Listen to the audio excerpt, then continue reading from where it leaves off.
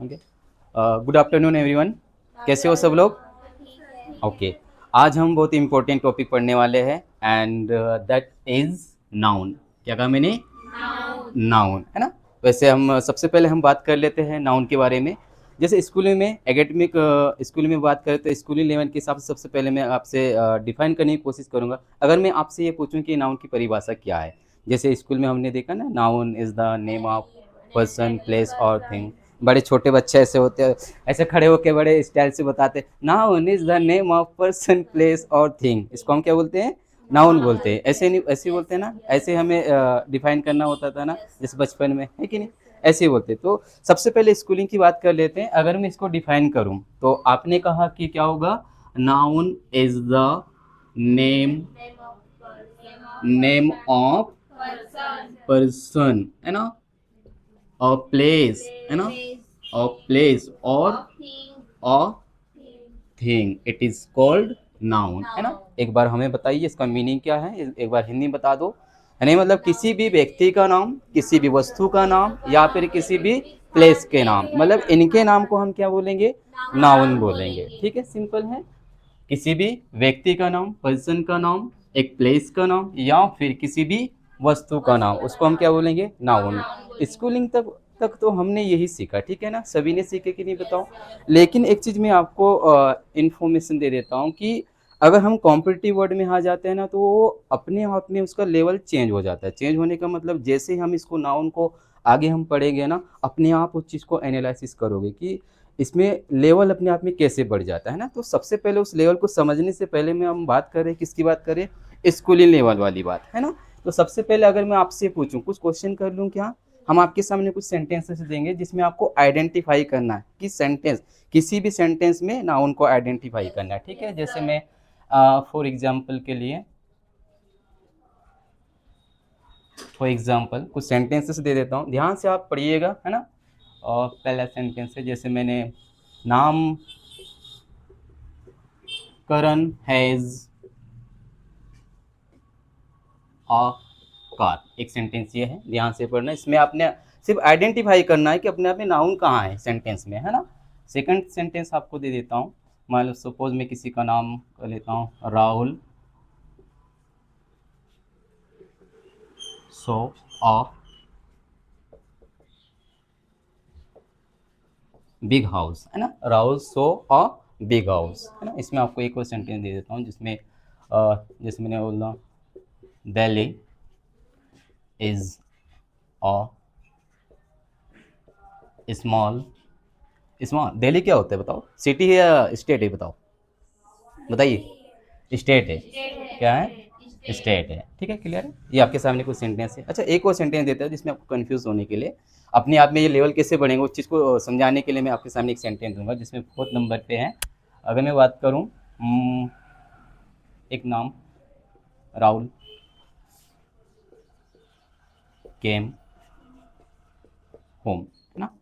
आपके सामने मैंने कितने सेंटेंस है? 4 सेंटेंस है। इसमें आपको आइडेंटिफाई करना है, बस सिंपल सा है, सबसे बेसिक सी बात है स्कूलिंग में। अगर आपने, आपका यदि आप स्कूलिंग अगर अच्छे से हुआ, आई मीन इंग्लिश के बारे में आपने अच्छे से पढ़ा होगा, तो डेफिनेटली इन सेंटेंस में आप नाउन को आइडेंटिफाई कर सकते हो। तो सबसे पहले मैं आपके पहले सेंटेंस में मुझे नाम बताओ, आई मीन नाउन को आइडेंटिफाई करके बता दो। बताओ। करण, है ना। पहले सेंटेंस में आप ध्यान से देखोगे, नेम ऑफ पर्सन है ना। नेम ऑफ पर्सन मीन्स किसी का नाम है। कहा ना, सेंटेंस में जैसे डिफाइन हो वैसे हमें सेंटेंस भी तो होना चाहिए ना एक्चुअल में, है कि नहीं। किसी का नाम मतलब अपने आप में नाउन हुआ, नाम। आगे आप देखोगे इसी सब्जेक्ट, पहली बात तो ये कौन हो गया? सब्जेक्ट के प्लेस में यूज रखे, है ना। उसी के बाद में आप देखोगे हेल्पिंग वर्ब हुआ, है ना। इस वर्ब के बाद में आपको आंसर किसका मिल रहा है? ऑब्जेक्ट होता है ना। क्लियर है। अच्छा, कार, कार क्या है? अपने आप में किसी भी वस्तु का नाम है। ये तो अपने आप में नाम हुआ, तो नाम हुआ तो पार्ट्स ऑफ स्पीच के अकॉर्डिंग नाउन हुआ। क्लियर है। इतना इजी है ना समझने के लिए। अच्छा, सेकंड सेंटेंस में आप देखोगे, राहुल नेम ऑफ पर्सन है, जो कि पार्ट्स ऑफ स्पीच के अकॉर्डिंग क्या होगा? नाउन होगा। आगे आप देखोगे इसी नाउन के बाद में सो, सो मीन्स क्या होता है? देखना, है ना। देखना मतलब किसी का, किसी को देखना, it is called verb. Action ही हुआ ना, है कि नहीं। इसको हम क्या बोल सकते हैं?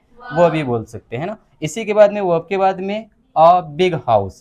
इसमें बताओ मुझे, इसमें 3 वर्ड्स लिखे हैं, एक वर्ड अपने आप में क्या, हाउस, इसमें नाउन को आइडेंटिफाई करना है। इसमें हाउस जो कि नाम क्या है, ये भी अपने आप में पार्ट्स ऑफ स्पीच के अकॉर्डिंग नाउन हुआ।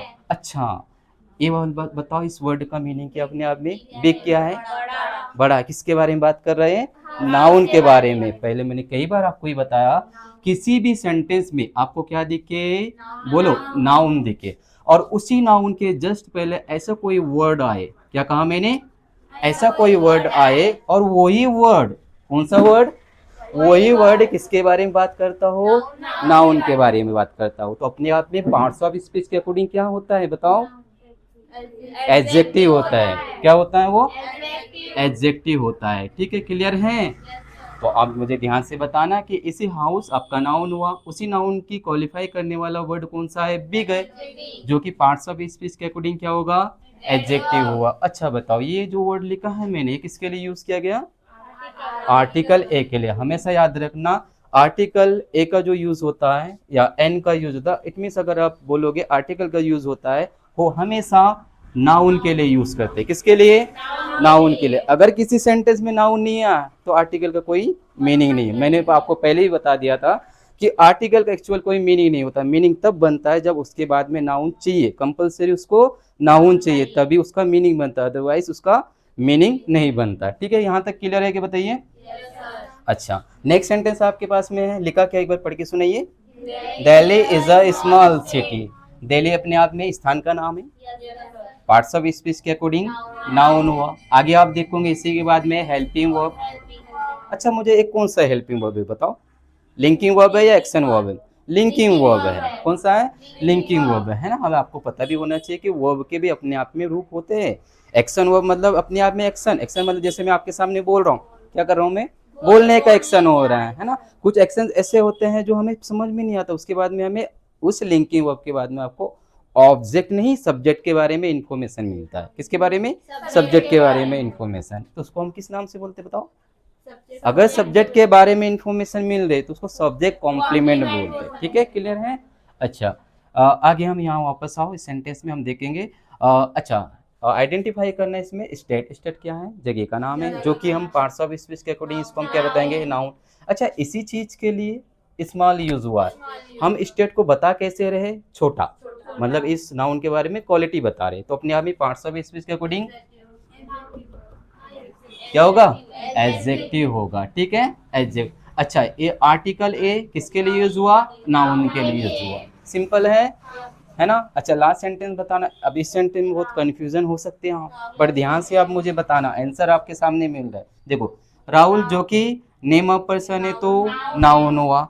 केम किसी का आना, राहुल कहाँ गया बता, राहुल केम होम, राहुल घर आया। कहाँ आया, घर आया। तो आने का एक्शन हुआ, it means parts of speech के अकॉर्डिंग वर्ब हुआ। उसी के बाद में आपने देखा यहाँ पे। अब मुझे ये बताओ कि इस वर्ब के बाद में आपको आंसर किसका मिलता है बताओ, बताइए।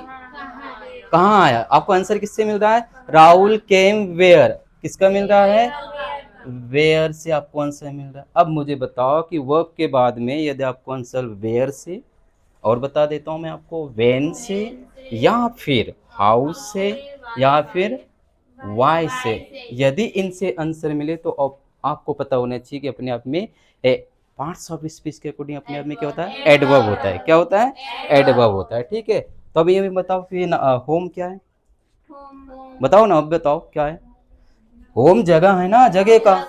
ऐसा तो होना चाहिए, तो नाउन होना चाहिए भाई, जगह मतलब नाउन होना चाहिए।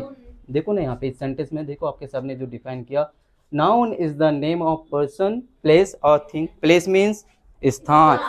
अब यहाँ पे इस वर्ड को देखो तो होम तो अपने आप में प्लेस के बारे में पता चले, समझ में आ रहा है ना कि ये प्लेस है, मतलब नाउन है, होना क्या चाहिए था, नाउन होना चाहिए। लेकिन यहाँ पे इस वर्ब के बाद में आंसर आपको किसका मिल रहा है, किसका आंसर मिल रहा है, वेयर का। तो वेयर के अकॉर्डिंग आपने आइडेंटिफाई किया कि पार्ट्स ऑफ स्पीच के अकॉर्डिंग ये एडवर्ब होता है। बात समझे आप। अभी तक हमने स्कूलिंग में ये देखा भाई, नाउन को आइडेंटिफाई कर लिया भाई, सराउंडिंग अपने आप, अपने सराउंडिंग्स देखो ना।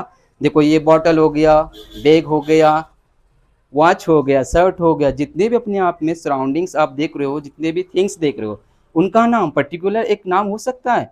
इंसान का नाम, मेरा नाम, हर किसी पर्टिकुलर व्यक्ति का नाम हो सकता है, उनको हम नाउन बोल सकते हैं। अभी तक स्कूल में यही चीजें सीखे, बट यहाँ पे आपने देखा कोई कोई पता है कैसे वर्ड भी हो सकता है, ऐसा भी वर्ड्स होता है। जब तक किसी भी सेंटेंस में किसी वर्ड को सही तरीके से यूज़ नहीं करोगे ना, तब तक हमें नहीं पता चलता कि एक्चुअल उसका आंसर क्या होगा। उसको यूज़ करने पर हमें पता चलता है, किसको? वर्ड को। आप यहाँ पे देखो ना, यहाँ पे आपको समझ में आया जगह का नाम मतलब नाउन होना चाहिए, लेकिन हमने इनका यूज़ किया तो पता क्या चला? ये तो एडवर्ब होता है। बात समझ में आ गई? तो अब इसी के बाद में अपने आप में पता है ये फंक्शनल लेवल हो जाता है, मतलब कॉम्पिटिटिव लेवल में हमें नाउन का अपने आप में लेवल बढ़ जाता है। Okay sir.